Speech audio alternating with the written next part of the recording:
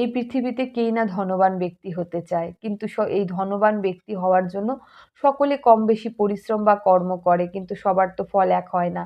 কেউ তীর্থস্থান দর্শন করে, বাড়িতে পুজো পাঠ করে, দান-ধ্যান করে।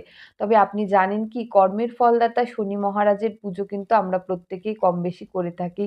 মন্দিরে যাই, পুজো দিয়ে আসি। তাই যদি আপনার কর্মটা সঠিক হয়, আপনার ফলটাও কিন্তু সঠিক হবে। তার জন্য আপনাদের যে কাজটি করতে হবে শনি, মঙ্গলবার বা সপ্তাহের যেকোনো দিন আপনারা যেখানে পিঁপড়েরা বাসা করে থাকে সেখানে সামান্য কিছু আটার মধ্যে চিনি এবং কয়েক ফোঁটা সর্ষের তেল দিয়ে সেই আটাটাকে ভালো করে মেখে জল ছাড়া চিনি, আটা এবং সেই তেল দিয়ে মেখে সেই শুকনো আটাটিকে সেই পিঁপড়েদের পাশে রেখে আসুন।